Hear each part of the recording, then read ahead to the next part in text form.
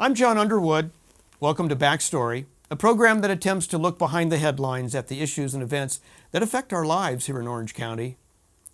If you live in or around the Los Alamitos area, chances are you probably have attended one or more concerts, fiestas, art shows, wine tastings, or even workshops at the St. Isidore Historical Plaza or in its little chapel, the oldest public building in Los Alamitos. The plaza has become a kind of cultural center of Los Alamitos for many community and seasonal events throughout the year. But how many of us really know of the history of the place? Its almost 100-year struggle to survive the ravages of time or the pressures of modern life. Tonight, we're going to take a second look at the historical plaza and its quaint little chapel at the center of old Los Alamitos, its tentative history, its present renaissance, and its potential for the future. We have in the studio with us two Plaza members who can speak passionately, no doubt, on the past, the present, and the future of the plaza. But first, a little history in a bottle, if you will, a montage sequence we put together on the subject of this episode of Backstory, St. Isidore Plaza Today. When driving westbound on Catella Avenue in Los Alamitos towards the city's busiest intersection, how many of us take a moment to glance to the right and consider that strangely little out-of-place adobe building with a mission steeple and bell that seem to hail from a different time and place? The little chapel called St. Isidore. And why would we stop to consider such a rustic old place? The past is, well, the past, right? Where's the gain in looking back when the present is always right there in our faces? There are those, however, who see the past as more than a rubble heap on which to reinvent the future. Here's to wine and art at St. Isidore! Cheers!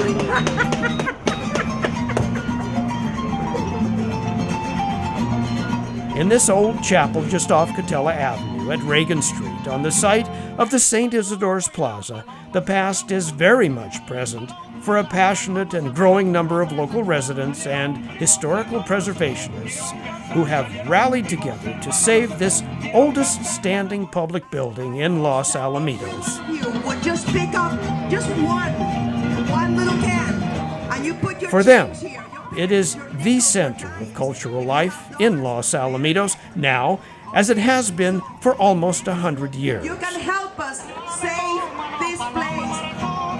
You are our family. They consider their mission to preserve this little chapel as much more than a quaint pastime. Over the years, they have battled formidable adversaries, developers, government planners, denominational biases, and even the Catholic Archdiocese over the ownership and management of the little chapel and its outside plaza, with its Spanish courtyard fountain, as old as the chapel itself. Here, the past is not only remembered, it is brought to life through the architecture itself, such as the original stained glass windows, spectacular when viewed from inside the chapel, each telling an individual family story of old Los Alamitos. And brought to life, time and again, outside the chapel, in the performances and presentations on the plaza of California arts and cultural gatherings of many and varied kinds.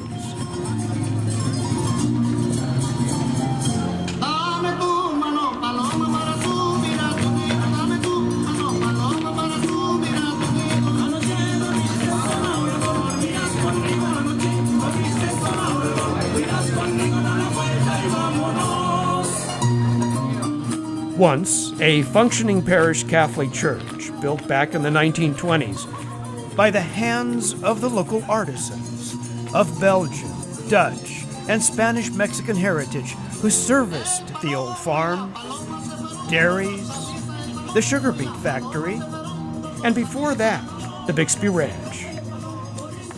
More recently, St. Isidore's has become a center in Los Alamitos for cultural and social gatherings that honor the community's past, preserving the best for future generations to build on not just over.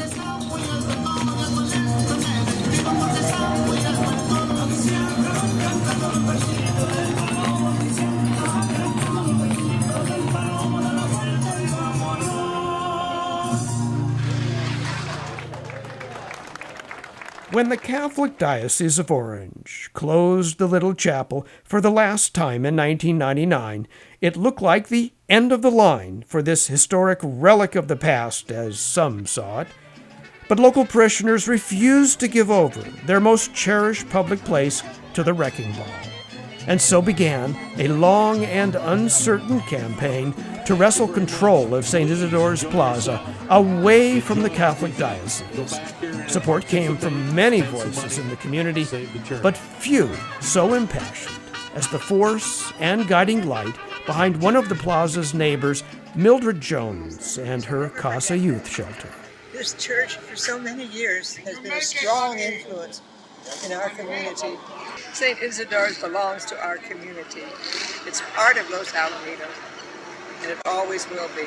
It'll never be gone from our hearts. Many more voices joined in from within the community and without, joining in what has become a crusade to preserve the mission-style chapel and its iconic architecture and stained glass windows, as well as the courtyard and meeting hall, which play host to many ongoing non-profit services today, seasonal events, and large-scale professional performances. And although the chapel no longer serves as an official Roman Catholic place of worship, the heritage of the Plaza lives on, and the historical contribution this corner of Los Alamitos history has played in the cultural legacy of the area continues.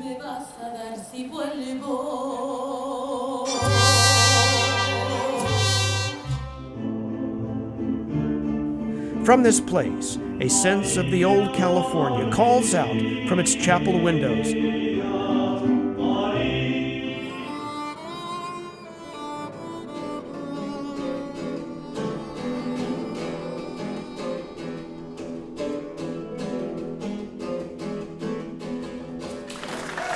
Spilling out into the streets and across the city with its many and varied celebrations, proclaiming that history here is anything but dead or past.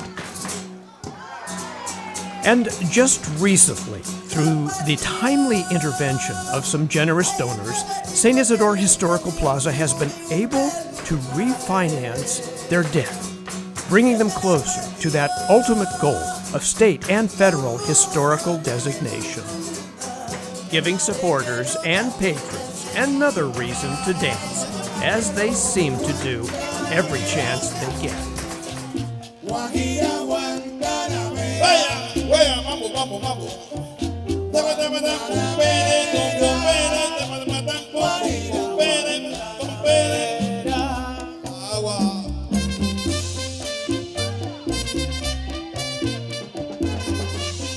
Of course, like other struggling historic landmarks, many challenges remain, and there's always the constant need to pass their passion onto the younger generations who will keep the legacy of St. Isidore's Plaza going, as it has, incredibly, for close to 100 years. A history that is in some respects as old as Los Alamitos itself.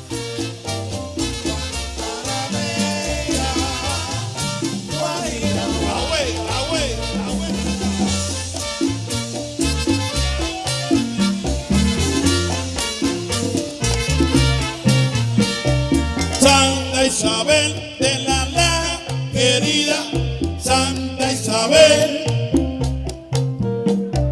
Santa Isabel de la Laga, querida Santa Isabel.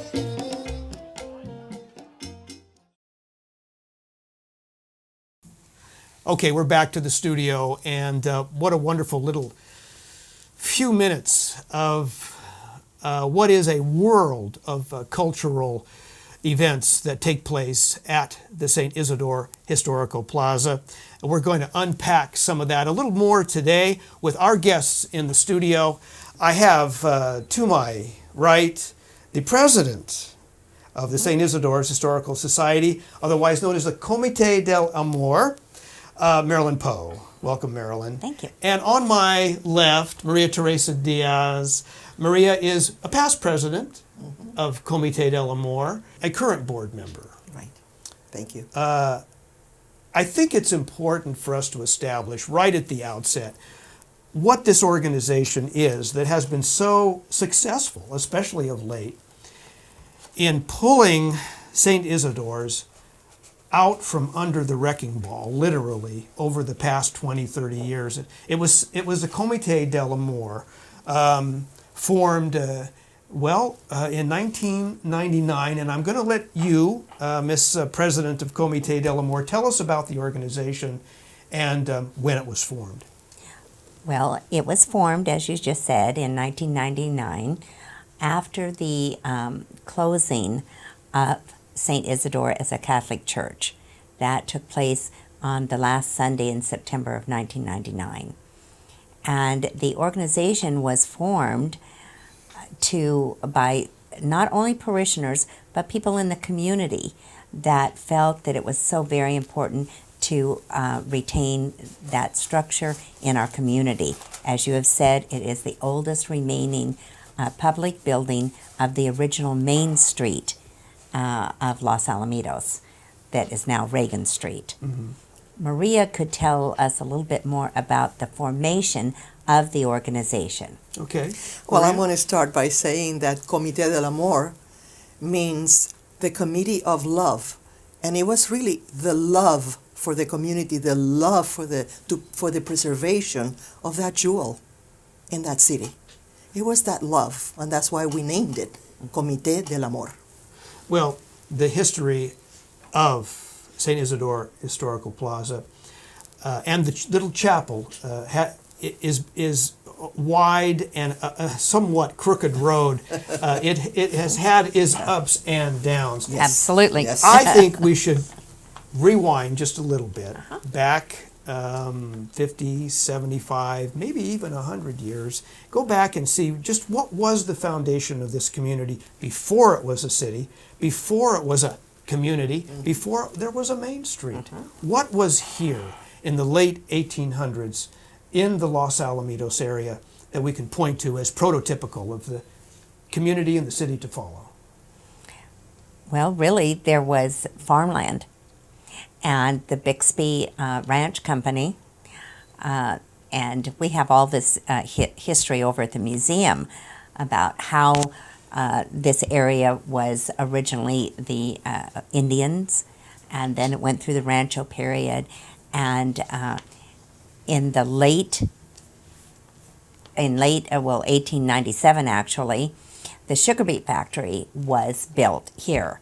And that was because Fred Bixby was instrumental, as you've pointed out some information to me, in getting some farmers from Belgium and Portugal to come here and grow sugar beets. Our understanding is that this was all farmland. Originally, there were Indians here, the Gabrielino Indians, and then it went through the Rancho period and so on. And ultimately, by the late 1890s, Fred Bixby was the owner of the Bixby Ranch Company. And knowing the importance of the sugar beet industry, encouraged some Belgian, Portuguese, and Dutch farmers to come here and farm the land. Mm-hmm. And of course, there were a lot of Hispanic people here working the land also, and they also were farmers here. For the Bixbys. For the Bixbys, right. We have a little clip of, in fact, there it is right there, the Bixby Ranch, circa about 1900. That's about the right period. Right. And we see the ranch itself up there on the hill that the Native Americans call Pavunga, their city on the hill. Right. The Bixbys controlled it around the turn of that century, Yes. 19th, 20th century. And then the little bungalows off in the upper right corner. I guess the worker quarters for Bixby. So Bixby Ranch was the center of the economic engine for this area, before the sugar beet factory. Right, right. And then the Clark brothers came from Montana, and recognizing that sugar beets was a lucrative business, decided that this was a good place to build a sugar beet factory. And they built that factory in 1897. For which we have a picture up on the screen. And from that, then, was the beginning of Los Alamitos. It was developed down from the sugar beet factory on what was called Main Street. And it was very small. It only went from the sugar beet factory out to about Catella, which was at that time Church Street. It went over to Los Alamitos Boulevard, which was Myrtle. Is that our original Main Street? There you go. That's it. Yeah, and then way down the street there, is that the sugar beet factory? That's the sugar beet factory down at the end. Yes. All right. So what are we like standing on Catella right now? No, this right here would be the corner of Florista and Main Street. Oh, okay. All right. Okay.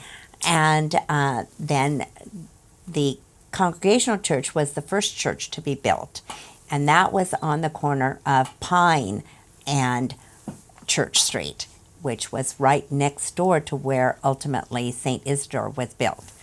So in 1921, the parish was actually formed, and this was under the Los Angeles diocese at the time. There was no Orange diocese at that time.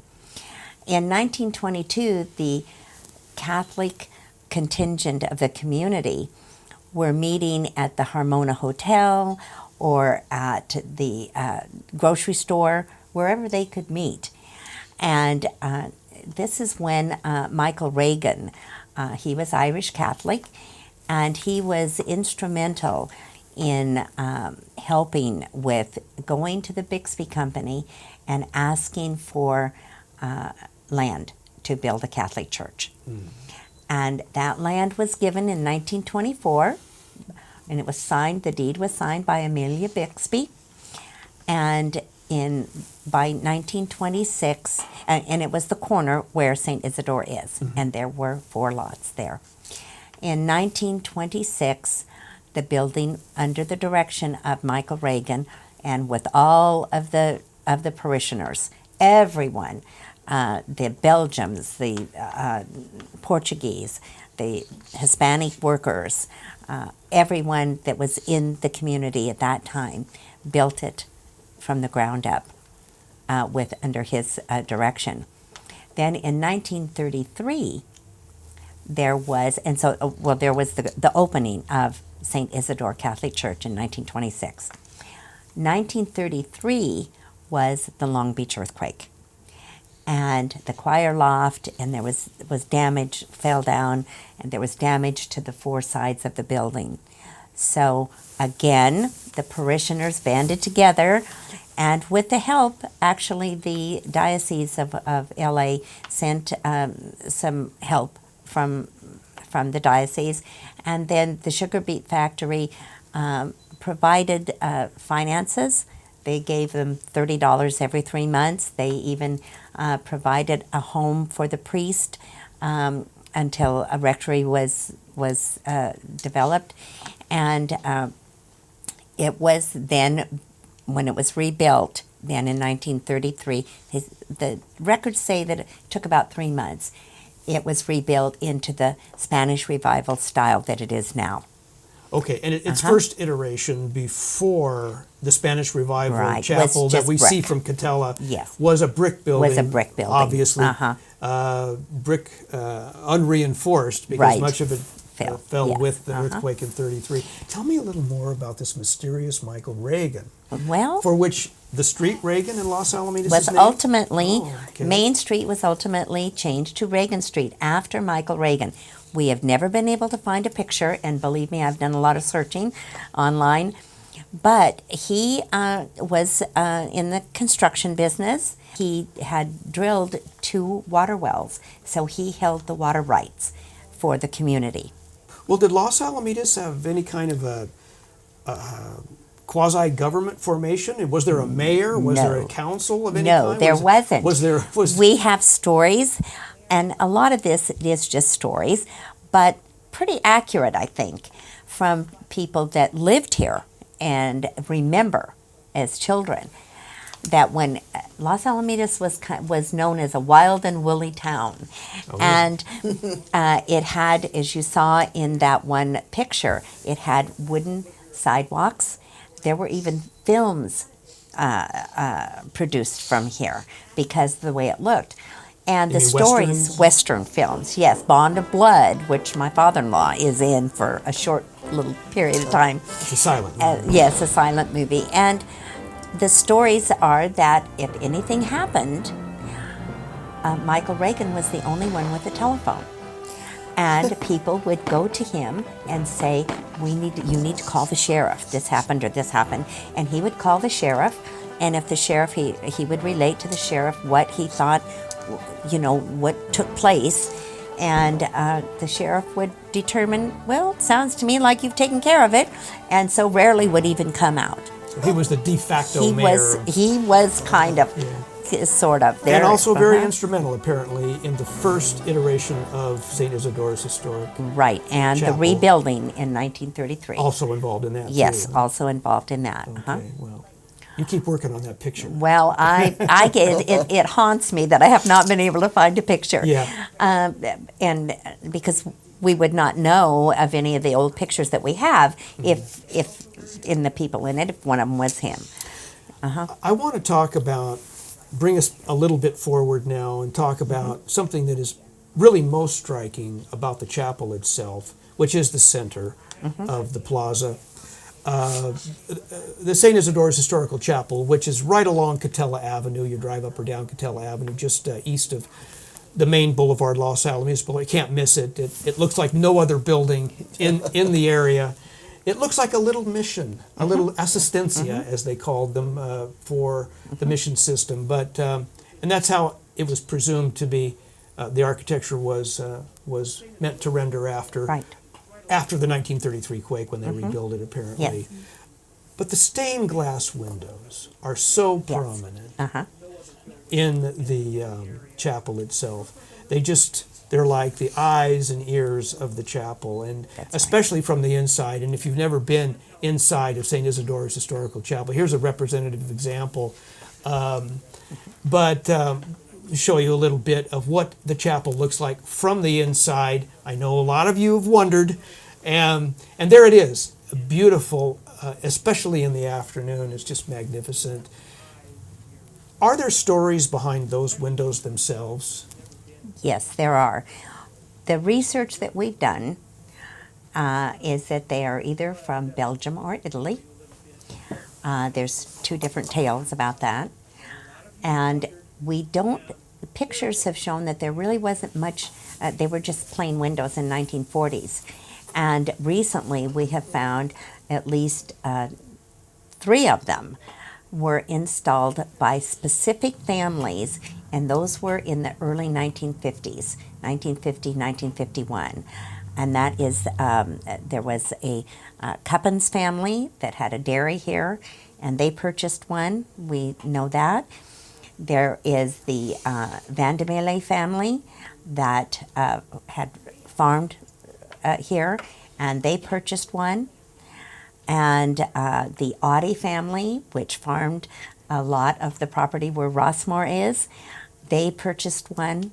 There's also one from Louis Aguilar that owned the gas station here in Los Alamitos.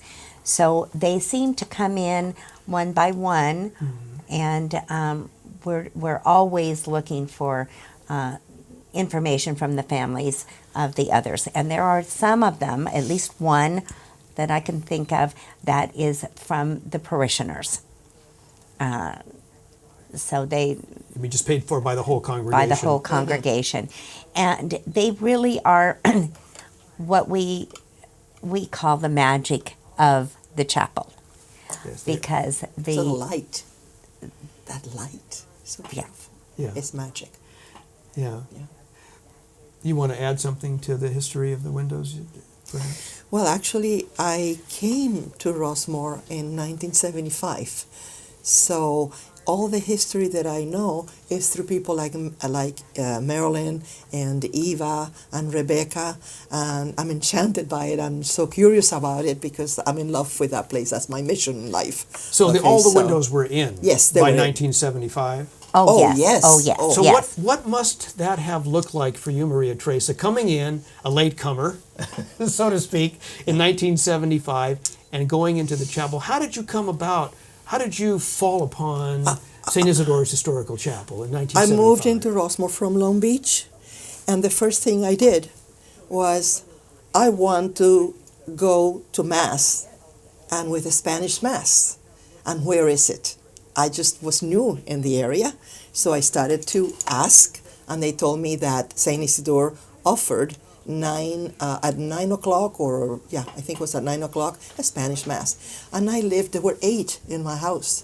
And their English skills were not that good because they were older people. Mm-hmm. My mama, my living babysitter, my mother-in-law, and they all wanted to go to Spanish Mass because they felt closer to God if it was in their own language, as you can understand. So that's how I came to visit St. Isidore, and it stole my heart. Tell me about the moment you walked in and looked at all of the stained glass already in place, right? Yes. By 1975. It stole my heart because it's so cozy, so intimate, and then the light coming in through those beautiful windows, and then everything was music. The choir was beautiful. I was new in the area. I went to that Mass, and that was it. Yeah. My heart was stolen by. Of course, 1975, in the 70s and 80s, this was the period when the chapel and the grounds had been reconvened by the Archdiocese as a Spanish-speaking Catholic church. Am I right about that? Yes. Yeah. In 1960 was the first closure, and that was when St. Hedwig was built. Mm-hmm. And the feeling by the Orange Diocese by that time was that there didn't need to be 2 churches, that one was sufficient for everyone to go to. But by 1972, with Father Quinn, he realized that there were a lot of people, Hispanic-speaking families, that weren't attending church, and he decided then to reopen St. Isidore. When it was closed in 1960, everything was removed. The marble altars, the bell went to New Guinea. The pews were taken out. All of the statues were removed. The steps of the cross. The steps of the cross were And the bell. removed. And so it was empty. The only thing they couldn't remove were the windows. The windows. And so when he reopened it, of course, it had to have a new altar, and the new pews were brought in, and then they continued having Mass. Now, it was open to everyone, but it was predominantly Spanish-speaking that attended. And it was packed every Sunday, And then in 1999, the dark cloud That's right. hovered over St. Isidore's once again. Once again, And the chapel was closed by the diocese again. exactly. And what kind of a blow? You were here at that time. Oh, was I? Yeah. What kind of a blow? How did you all respond to that? It was Pedro Bruckop, our first president. He was the one who said, okay, after the Mass, we go to the hall and we're going to do something about this. So they called me on the phone and they said, I have 2 news to tell you, bad and 1 good one. I don't know how good. It was about responsibility and all that. He said, they're closing the church. I couldn't believe it. And then they said, and you are the vice president. I wasn't even there. And he says, and we named you the vice president. I go, what? So that was the beginning of the whole thing. And then that next Sunday is when Marilyn was called by Rebecca Cagle. And then as a mayor of Los Alamitos, we wanted to have her to support us on this idea because we were not about to lose that place. Well, it was not the intention to bring us back to the Comité de l'Amour, which you all initiated in 1999. It was not the intention to separate yourself from the diocese, I understand. No. You were just interested in resurrecting it as a Spanish-speaking church. Correct. So, a Spanish-speaking Catholic church. Right. Tell me about what happened and why now it is something else. Go ahead, Mary. What was that process? How did Well, that evolution take place? It was a long process, but we went step by step, but always with respect, because we first saw our pastor, the pastor of St. Hedwig's, Father Hopkins. So it was a process. First we went to see him, and I can still remember when we tried to see the Cardinal Mahoney, and we went all the way in trucks with banners and songs and all of that, trying to go in, but they would not let us in. We could not talk to him. That was not possible. Cardinal Mahoney, now that's L.A. Archdiocese. It's LA, but he was the cardinal. So, Of the whole we wanted to talk to him. And of course, the fact that he was part Mexican, Cardinal Mahoney, half Mexican. So, but that was not possible because the doors were not open to us. And that's why we had that little song, Open the Door to Saint Isidore, that we did so long. But yes, it was a series of things, but we all wanted to do it with respect to our faith, to the authorities of the church. We didn't want to go out of that, but we wanted to maintain the Catholic, to have a Catholic Mass there. And it was not until much later that we had a meeting with the bishop and some of the authorities of the church right at the diocese. And a few of us were invited there with the bishop. And we had an opportunity we had a chance of 5 minutes, each person, to say why, what is the reason for you wanting to keep the church open as a church. And after that ended, he heard us all. He said, okay, I have made my decision. The church will be closed forever. And after that, I remember that we all went out to the cafeteria and cried. We just cried. So Because- is that momentous meeting the point at which you began thinking in terms of a non-denominational center? Actually, it was a miraculous thing because all of a sudden, while we're going out, and I'm going to talk about Marilyn because I was right there, and Marilyn had a very fast, quick way of thinking, and she approached the bishop and said, "What about a historical landmark and a non-denominational chapel?" And then he goes like this and he says, we can think about that. Let's think about this and meet again. So she opened at least a window, if not the door. She opened a little window to that, and that was how we entered. Okay, I just want to remind everybody that we're speaking with two charter members of the Comité de l'Amour, Marilyn Poe, current president, and Maria Teresa Diaz, former president of Comité. And to resume the conversation, we were talking about that fateful day when the Archdiocese attempted to pull the rug out from under you guys. Now, that was some pretty quick thinking, Marilyn Poe. Walking out of the meeting where the bishop had, basically trashed your hopes for any kind of a open door policy at the chapel. And you said... Well, I said, what if we made this a historical site with a non-denominational chapel? Now, believe me, I pondered this for a long time, knowing that this meeting was coming up. And I get my best ideas at 2 a.m, and I wake up and sit up and I go, I've got it. And I knew that the hospital did not have a chapel. And we're only 1 block away from the hospital. And I thought, what do you do with a church that's no longer a church? add a non-denominational chapel. And if we could do that, possibly we could move into some kind of an arrangement with the hospital so that we could collaborate with them and become the chapel for the hospital. I see. Okay. And so that was my thinking. It's a great idea, but of course, not even you can execute something like that on your own. Tell me about some of the people that picked up the gauntlet.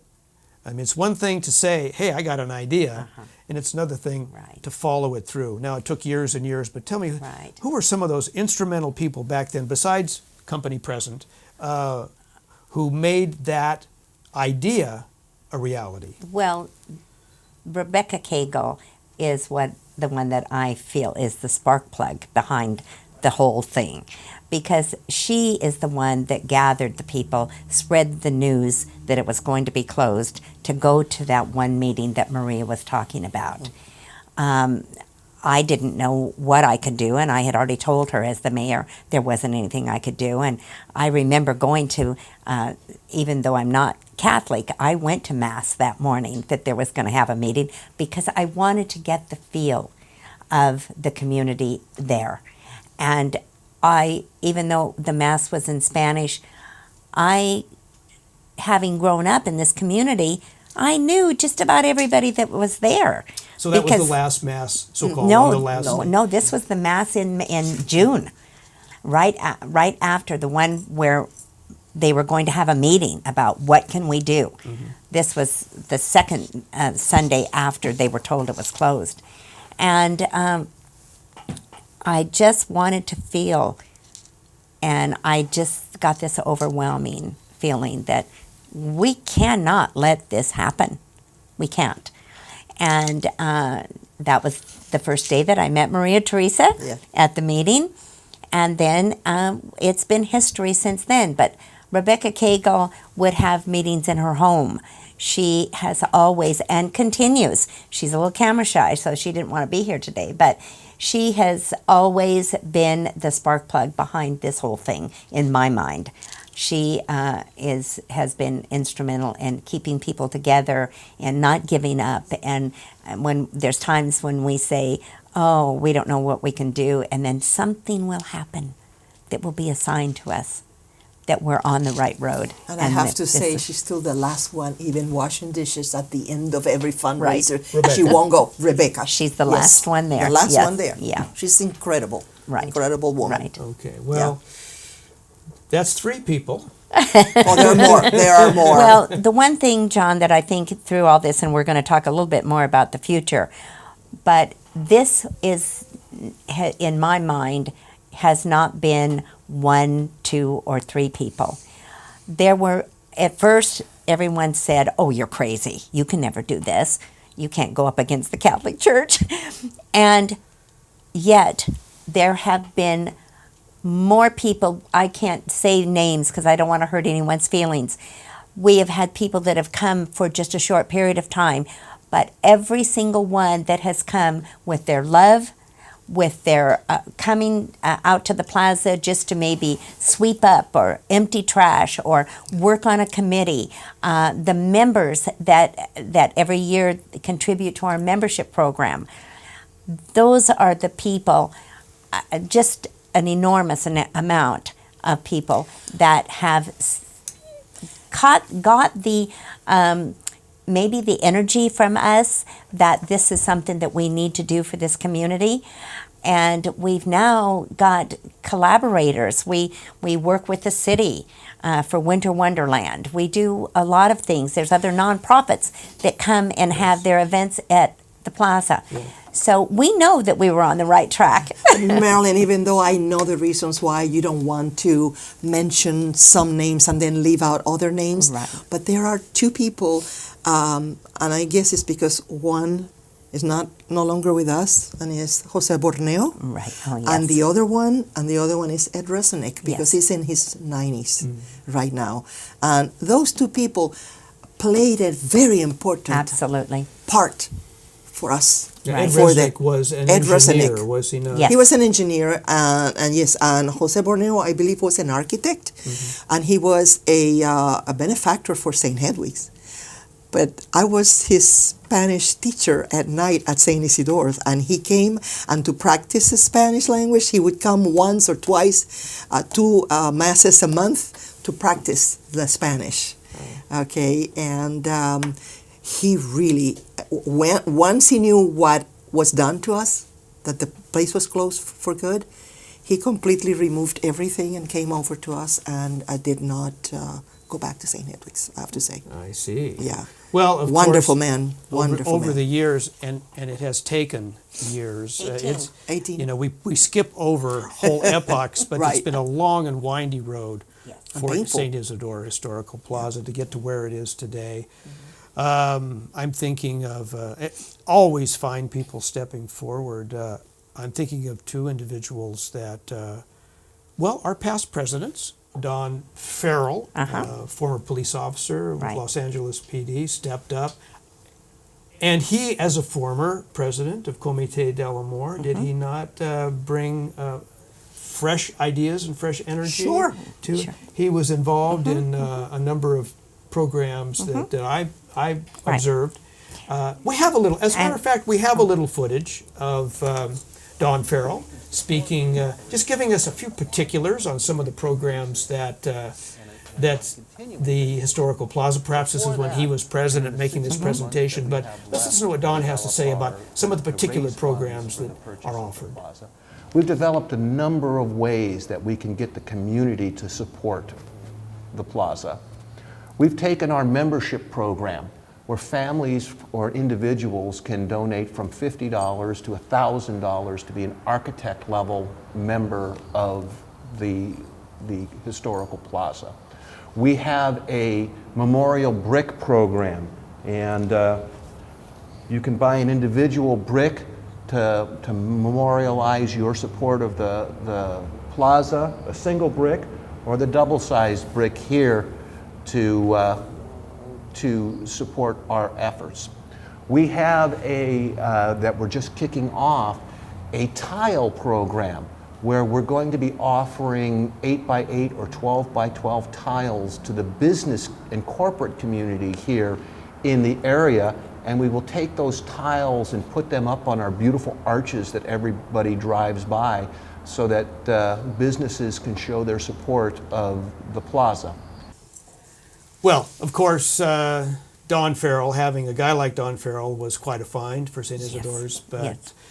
you have a number of people in your roster that have come forward at important moments, it sounds like, in your somewhat teetering history from time to time. Let's face it, you guys were not a few yards away from the wrecking ball at a few points.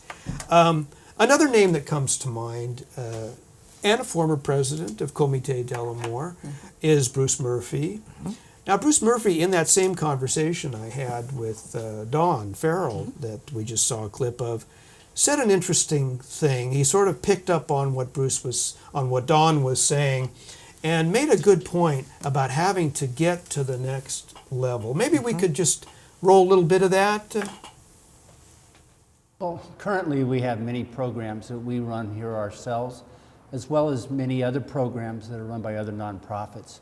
Hearts of the City, Knights of Columbus, Boy Scouts, also AA. But all that being said, our local community and the surrounding communities will not be enough for us to purchase this. We need to reach out to the greater Orange County area, to communities and also commercial and industrial companies to help us in our goal to purchase the plaza. We also need to reach out to individuals within the Orange County area that we would consider angels to help us purchase this. Okay, well, the interesting part about that comment, of course, was we need to reach out to a larger group of people, and of course that is proved to be a prophetic statement. Of course, he was talking in the context of before 2013, 2014, when you were actually able to secure a mortgage and ownership, albeit with a heavy debt, but ownership of St. Isidore's Historical Plaza and Chapel. Since 2014, and you've gained ownership, things are starting to look up. and some of what Bruce Murphy was alluding to in that comment have in fact taken place. Bring us up to speed, 2014 and forward, what's been happening at St. Isidore Historical Plaza? Well, as you said, in 2014, April 2014, we did purchase the plaza from the Orange Diocese. We had entered into a lease purchase agreement in 2007, and we had to either buy the plaza by 2014 or let it go back From the Archdiocese. From the diocese. And so we were able to negotiate with the diocese the purchase of the plaza in 2014, April. And since that time, we again knew, because that was only a 5-year term, that we were not going to have enough raise the money to purchase it, to make the balloon payment that was due in 2017. So we knew that we were going to have to refinance. Okay, so you're reaching for that. You now have some level of ownership, and the pride thereof of St. Right. Isidore's Historical Plaza. So you're moving forward and trying to raise money in any and every which way you can. I think we have a clip of you, Maria Teresa, with your little canister, threatening people to fill it. Almost threatening, yeah. That's a lot of canisters of pennies and nickels and change to make up enough to be able to secure ownership in perpetuity for St. Isidore. It had to go somewhere else. No offense, but beyond the canisters. Well, it was one of the things that we did, but we approached getting money in different ways. One of them, once we had the chapel and everything, we had an office. From the sacristy, we made an office, okay? And so we are volunteers, and we rent the site for private parties. That's one of the, actually, I think it's a third of the income that we get is from rentals of private parties. For like weddings? Weddings, blessings, quinceañeras, you name it, yeah. And private parties like birthdays, even, funerals, like, memorial services. We've had quite a few of them there. And of course, we charge, and that all goes into the purchase of the plaza. Okay, and there certainly are a number of high-profile events. You've had the mariachi divas. We had the Cuban nostalgia. We had the tango argentino. But then every year from the beginning, we've had our spring tea. We've had the wine and art and wine event. That has been going on for a while, every year. Yeah. And, all of that brings money. What really is impressive to me is the range of programs that cultural programs, music, arts, that draw folks in from many very different areas of the culture that we call Southern California. Well, the most multicultural place on the face of the earth. Some of the footage that we've presented so far in the show, I got to say, a lot of it has been of a Hispanic nature. In fact, most of it. Now, maybe that's just an accident of where and when the cameras were there, but there seems to be a certain prevalence of Hispanic culture represented at St. Isidore's Historical Plaza. Is that a misrepresentation? Is there a broader range of events, cultural events going on? There is, because besides the in the summertime we offer the picnic at the plaza where the bands come in, and we've talked about that already. But most of the music is actually different kinds of American music. And people dance to it, and we listen to it, and it's just fantastic. The rock and roll. And that's the whole summer, every Thursday. And that's what we bring into the plaza. That's one thing. But then, other than that, we've had the jazz night, the casino night, You know, the mystery murder. It was a dinner and it was a game that was just so much fun. And you know, so it's not only tango argentino and the Cuban nostalgia and, you know, Hispanic things and the Mexican fiestas. It's more than that, because we want to attract people from all cultures and all countries of the world, of the United States of America. We want to attract them. Okay. Come to us, yeah. Well, you've done St. Patrick's Day. St. Patrick's Day, yeah. Well, Irish Picnic at the Plaza Picnic at the Plaza. is done during the summer, where we have volunteer bands come and play. Come get wine and beer at the Plaza. Help us save our landmark and eat good food too.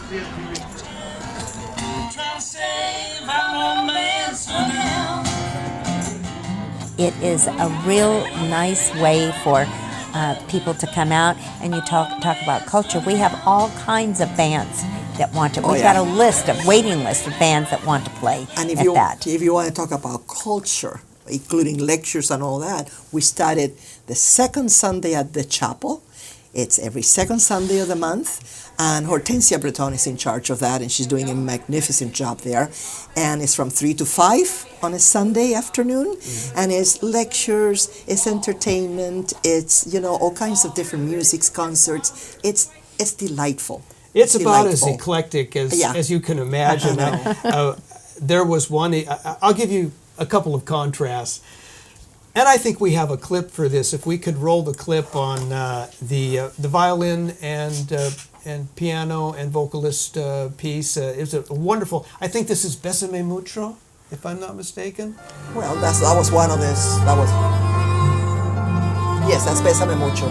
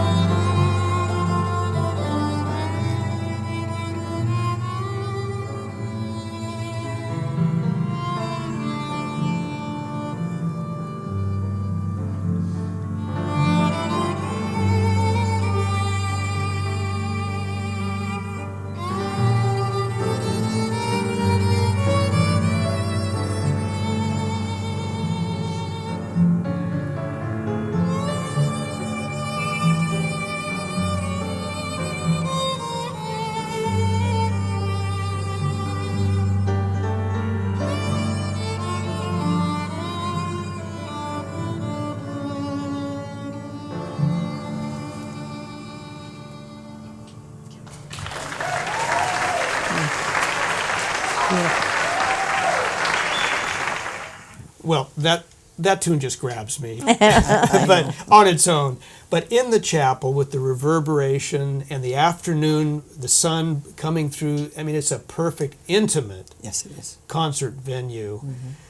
And you performed in that concert as Yes, well. I vocalist. sang. Yes. I sang 3 songs. Yes. Yeah. I couldn't put out the whole. I'd put I the know, whole concert in, including if the I Ave could. Maria. Yeah. Yes. I remember Yeah, the that. Schubert's Ave Maria. I remember that. Yeah. Yeah. But just to show just how varied and eclectic that second Sunday series is. Fantastic. Jeffrey, can we roll the clip of Jelly of the Month Club just to show everybody just how eclectic that chapel can Oh get? my goodness. Don't be shy. How many guys like waffles? Some of you Alright. guys are raising your hand, but that's kind of weird. I mean, who doesn't like them? I mean, just saying.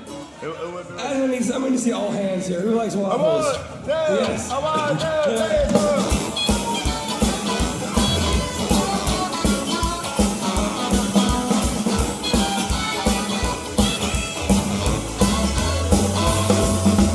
feel a little homie, got some mama and my tummy, I want waffles tonight. Well, back to something new, yeah, you know it's who we know, I mean, no waffles tonight. The one feeling of my age, oh, when I say that to mama, I want waffles tonight. It don't matter the time of the day, I mean, the waffles tonight, how you? Oh. Okay, I just had to throw that in. So much I fun. mean, those two contrasts. Well, as a board, the Comité de l'Amour board, I mean, do you make a conscious decision? Is that something you consciously strive for? I mean, or is it just happenstance that you catch whatever musical group you can where you can find it? Or is there a reason for for the broadening out of cultural presentations? Well, we really do want to be considered the heart of the city of Los Alamitos and beyond. To Rossmore, Seal Beach, so on. And we want to show that we are very diverse and multicultural, so that we can do a real true representation when we apply for state and federal designation of historical. That is extremely important to us. Once we receive the state and federal historical designation, that will open the door for grants for all kinds of things that we at this time are not able to apply for. So it's very important, and we are working on that. It will probably take us about a year to get everything, but we've already got a lot of information together. We have videos of oral histories of people. We are working on the history of St. Isidore. We're putting that into a pamphlet so we can hand that out to people. And I think in that it will show that we are very diverse. And we can't forget that, way back when it first started, it was with the Belgium, the Portuguese, the Dutch. It was everyone that was here. It sounds like what you're saying is you're trying to get back to where it all started at. Exactly. Yes, yes, Yeah. yes. Okay. Full circle. Yeah. Full circle. Well, I wonder, ladies, this whole cultural move on the part of St. Isidore Historical Plaza to present it as a center, you say the heart of the city, the center, the cultural heart of not just Los Alamitos, but maybe this whole end of the county. Is this something you consciously created? Is this a new idea for St. Isidore's Historical Plaza? No, it isn't. We know that in the late 1920s, after St. Isidore was opened, there was a concert director, choir director, that came from New York named Manuel Flores. And he did all of the music and so on in St. Isidore for many, many years, followed up by his son. So good music and concerts and that kind of thing have been traditional to St. Isidore. From the beginning? From the beginning. Well, I also remember that when I came in 1975 and I was part of the choir, Estela Guardado, who is also a member of the choir and one of the members of the Guadalupanas, she started telling me stories about how that Guadalupana group was formed. This is a musical group? No, it's a volunteer group of women who did everything to maintain the place. Oh. Yeah, but they cooked. They were great cooks, Mexican food that everybody loves. So they worked many, many hours, many, many days, and they had, I believe it was 2 or 3 big fiestas, and the fiestas would last 2 or 3 days in a row, and it would bring a lot of money that, would help. So they wanted to maintain the place. So this was the period during which the chapel was open for yes, after Mass. after 1960. After they reopened the church, Okay. and they worked very hard in maintaining it, and they had those fiestas. Okay. Yeah. And I heard all the stories about the big fiestas. But by 1975, then they started, they were old, they're getting old and dying. So no more fiestas. I could not enjoy those big fiestas.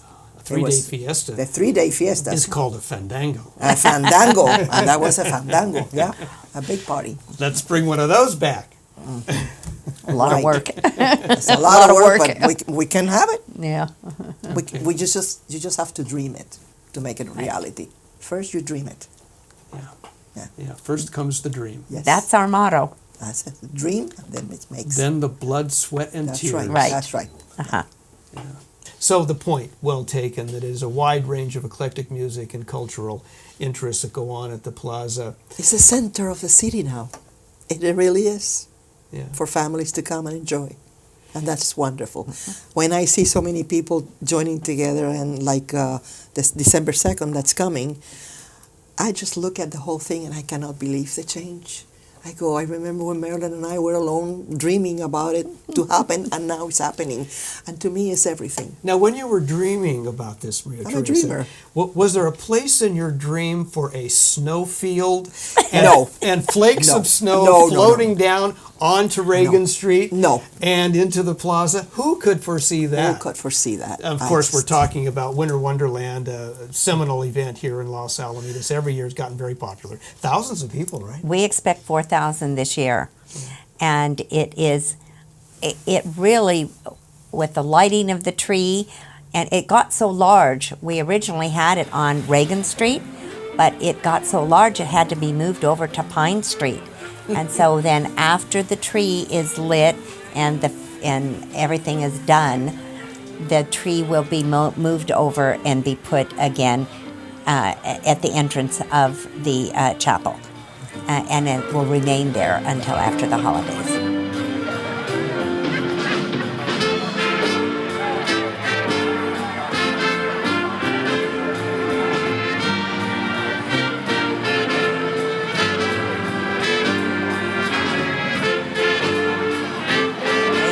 But the snow is still at the plaza, all the children, and we'll be selling spirits and hot chocolate and food there, and Santa Claus will be there for the kids. In its 5th year.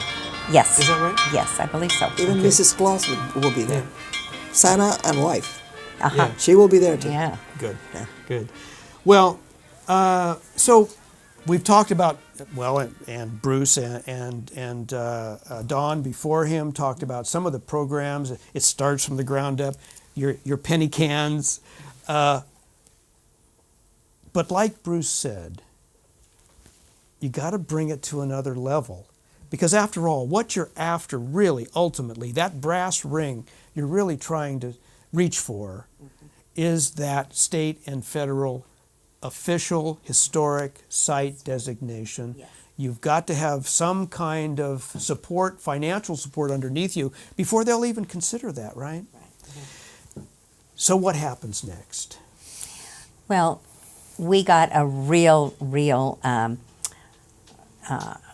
step up, leg up, you might say, when we were able to, as I said, refinance our loan this past April with our angel, Florisa Martinez, who was a longtime donor at the plaza.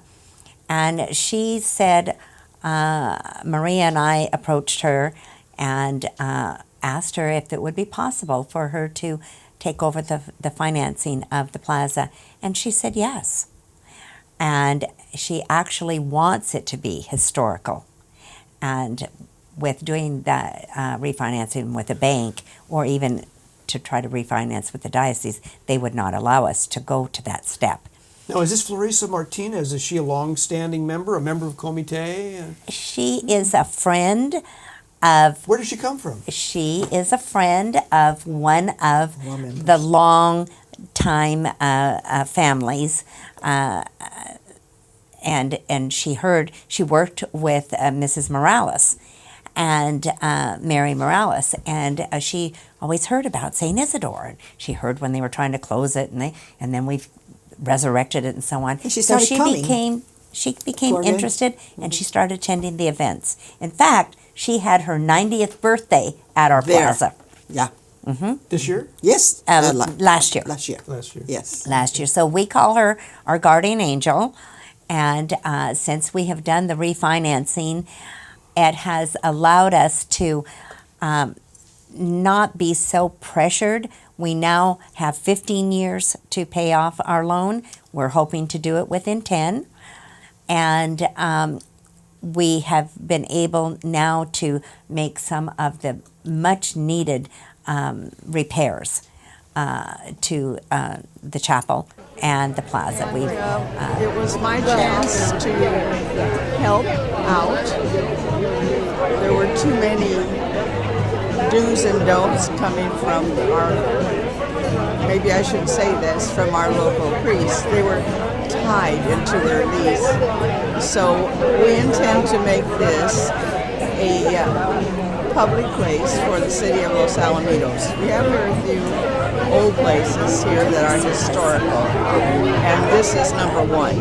Parking lot. The other place is... It looks much nicer, and we have a committee that is working so hard at adding some plants, planters, you name it, to really make it look like a hacienda and to beautify it.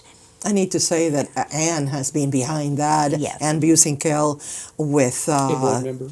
Yes. A board member? Yes, she's a board member. Actually, she's a vice president. And she, along with Esther Mejia and June Aguilar and other people that like gardening, and they're making that place so beautiful. This is a lot of the things that we're doing now, that we have a little bit longer time and we're not under that pressure to pay off the loan that we were. With all of those kind of improvements, we also have some improvements that we are looking into.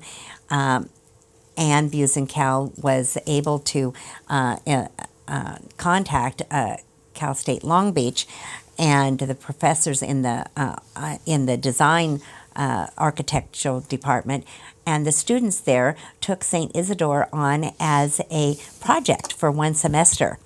So we have several different renderings, their ideas. We told them what our needs were and what our wishes were, and they put together quite a few of these beautiful designs that gives us an idea of things that we can do in the future. But right now, they're just a wish list out there That's somewhere. right. It's another That's dream. right.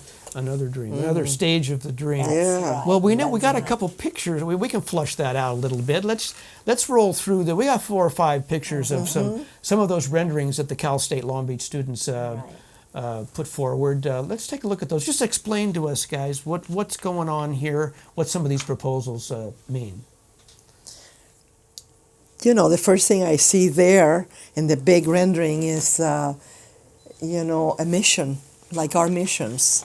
It's a reproduction of our missions in California. The internal courtyard. Yeah, the internal courtyard adds a charm and history to it that is very, very attractive. And the arches are so pretty, and the way it's enclosed, it's intimate, it's just beautiful what they did there. Yeah. Can we see another slide? That's a more open design. Yes, it's more open. I sort of like the other one that is enclosed because it just reminds me of the missions. Now that brings up an interesting point because, openness is a more civic idea. Yes. Is there a kind of push and pull in some of these ideas about how to open the chapel and the courtyard up to a more public venue as opposed to a more traditional, Spanish architecture? If you want me to tell you about this, I think we have to get to the bridge.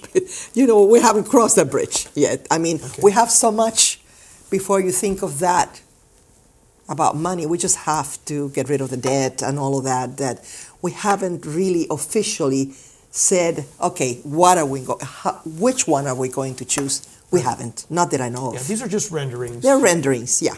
A piece of this one Yes. and a piece of Yeah. that one. An Right. idea from this one and an idea from that one. One of the things I think is really important for people in the community to know is that we are an all-volunteer organization. We have no paid staff. Our office workers are volunteers. Our board members are all on committees, and they work like the devil. And we've got the Isidorian as an auxiliary group that also works they work very for hard. all of the different events that we put on. As Maria said, about a third of our income comes from the rental, and some of the people that rent on a regular basis are the morning AA groups. We have AA there every day in the morning. We have one group on Thursday evening, a women's group on Wednesday evening. We have the Heart of the City on the second and third Saturday of each month that does a food and clothing distribution. Oh, and I've driven by there and seen Yes, crowds and crowds right. of people out front. And that is another nonprofit organization. So we do offer the plaza to other nonprofits if it's for something that is involved in helping our community. Yeah. It takes about $4,000 a month to keep the doors open there. Insurance is really high, and the utilities and so on. That's why our fundraisers are so important. And as Maria said, our membership program is so important. And we value and thank everyone that has become members, each year, because we do the program each year. These concerts that you do, these cultural events that you raise, they're obviously fundraising events. Yes. You say a third of the money comes Approximately. from this particular effort. I mean, a concert like Mariachi Divas, they don't do it for free. No, we pay, but because we ask for admission, we make a profit. I mean, I remember we made the first concert, we made a lot of money out of that because we offer a dinner along with it, and the whole thing, we make money. It's profitable. So everything adds with up. Tango Argentino and all of them. Yes, everything adds up. We have a website, and you can go on our website and see a lot about our organization, the availability calendar for rental, and so on and so forth. And then when we have these different events, like we just had the tamale workshop, you can go to our website and use PayPal and buy your ticket through the website. And that's becoming much more popular than it was originally, because we just need to get the word out to people that they can do that. It would be a good idea to now say our website address so that people can. Yes. We're going to put it up at the end with the credits, wonderful. but no reason we can't do it now too. www.stisidorehistoricalplaza.org. That's it. Okay, all right. Well, as I said, we'll put that up at the end of the program, so if you missed it just now, we'll put that site up there and put a big freeze frame. Yes. Yes. So I got to know, though, how much did you actually make on those little penny cartons? I mean, what did it really add up to? We actually, because you really worked hard at that. Oh, we all still did. have- we We still all have did. them. We still have them. We still do it. We put them out at Picnic at the Plaza at the tables. Yeah. And Do they get filled up? Sometimes. a lot of times, Yeah. each one of those cans, the average is $35. We have taken in over $11,000 from our penny cans. You're kidding. Those little canisters? Those Absolutely. little canisters, yes. Wow. Yes. Yeah. That's amazing. I keep mine in the laundry room, and I go through when you go through your husband's pants, and you get You just and put I it there. just put it in there, and before you know it, it's filled up. Does he know your husband know he's a major contributor? Yeah, he probably knows. And all of this comes from the passion that That's we right. have for the plaza. That's right. It's real passion. And sometimes I think, God himself chose every person that he needed for us to keep that place open. I really believe that. I really do. Because it's not one day, it's not 1 week, it's 18 years. Well, 18 years. I have to go back. You just made me think about it. I have to go back to that little clip that we started the program out with, and one of the people that was in that little montage clip at the beginning of the show was Mildred Jones. Correct. And I remember Mildred Jones, and Bless now her. I slap my face for making fun of your cans, because Mildred said in that interview way back when it looked really dark, and she said, sometimes St. Isidore's would pay for my dinner, would come to me and say, hey Mildred, you look like you could use $10 to go out and get a dinner, and St. Isidore's would give me that $10, and that was my dinner that night, she said in that interview. And now it comes full circle. Yeah. And now the favor is being returned. Exactly. Maybe by Mildred. Maybe. Wherever she may Maybe. be. She's another angel. She Yes. was That always our an first angel to us.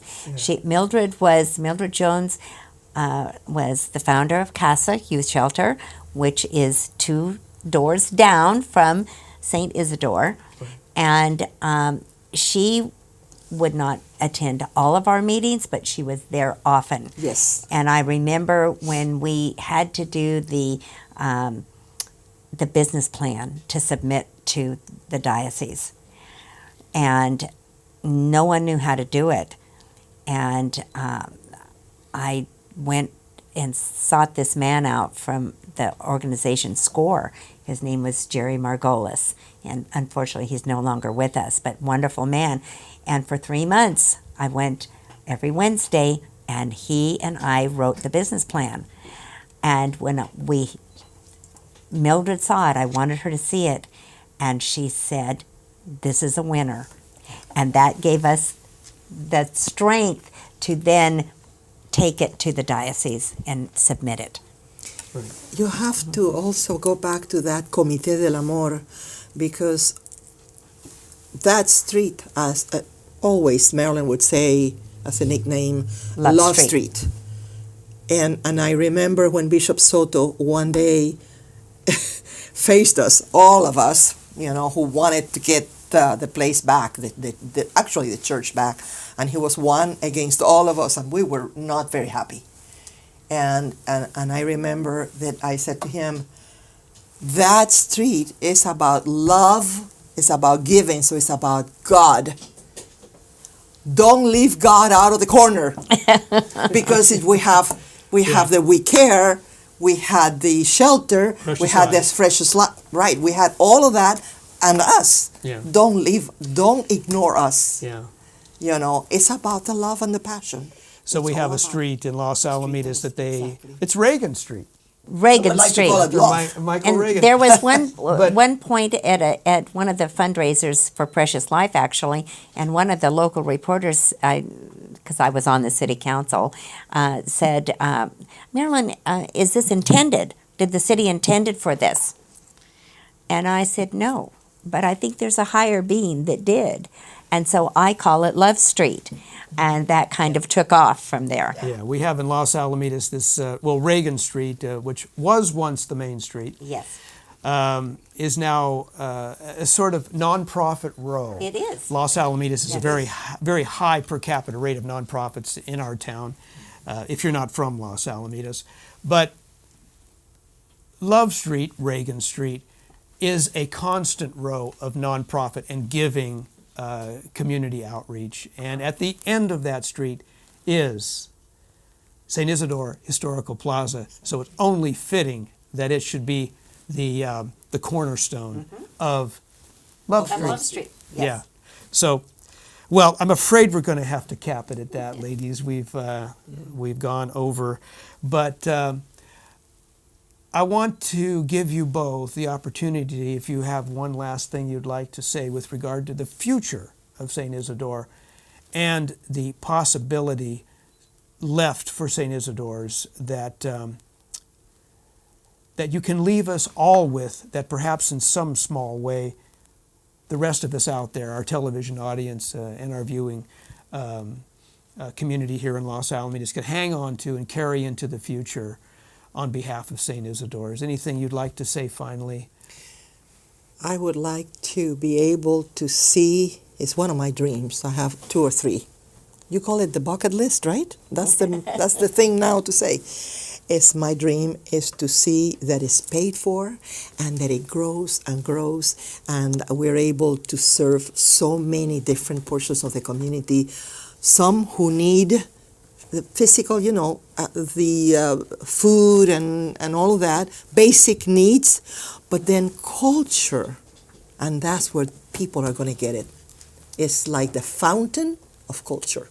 I can see it that way, and I would like to be able to see it, if not from here, maybe I'll see it from up there, wherever God wants to send me, but I would like to see that happen. Yeah, it's been my dream. Marilyn? This is a hard one, John. One last thing to say, because I can just talk forever. But I would first of all like to thank everyone, again, that has helped us for 18 years. whether they were here for a short period of time or that have been here for a long period of time. And every single thing, whether it was financial, sweeping up, emptying trash cans, whatever, has been a gift to us. We look at every bit of volunteerism as a gift. We would like to encourage people in our community and beyond to join us. Be part of this. It is a magical place. It truly is. When we do tours and take people into the chapel, if they've never been in there and they walk in, they stand there and they say, every single time, they say, wow, because it's so beautiful in there. And they realize that this is a gem that needs to be preserved, protected, and kept in this community. And that is something that I'm very selfish and think I'm very lucky to have been involved with this. I would like other people to have that joy. Yeah. Okay. It is so dear to our hearts. But before, in thanking, I know that we don't want to mention all the names because we leave somebody out, and there's so many. But there are two people that are there for everybody, but doing the physical work and whatever is needed. One is Roman Herrera, who is another angel, and Greg. Greg is behind always, behind the door. You don't see him. You just, he's going around and he's making things possible all the time. Greg Businkel, a miracle worker, and Roman Herrera. They're two miracle workers. Yeah. Roman Herrera. Yes. Yes. The dancing angel. The dancing angel. Well, we call them both our gifts from God. Yeah, they are. Truly. So I wanted to end it that way. Yeah. Okay. Well, thank you both. We've ended on a very high note, if not spiritual. But I've got to say, for me, culture is a need. Yes. It's not at the end of the line. It's at the front of the line. If we haven't got culture and a place to dedicate our love for it, what is the rest of it for? So with that note, I want to thank you all for participating in this long-winded explanation. We started out just with a drive-by on Catella of this strange little chapel, and I think now we understand the magic of St. Isidore Historical Plaza, and we hope you avail yourself of that magic and come by. We're going to give you some information at the end of the show in the credit roll, but thank you for staying with us in this edition of Backstory with our guests, Maria Teresa Diaz. Thank you. Yes. And Marilyn Poe, both members of the Comité de l'Amour, in whose hands St. Isidore has been wrestled from the wrecking ball, and probably a number of times. So, and there may be danger in the future as well. So, let us all rally behind St. Isidore's Historical Plaza and pay tribute to all those who have done so in the past. For Backstory, I'm John Underwood. Good night.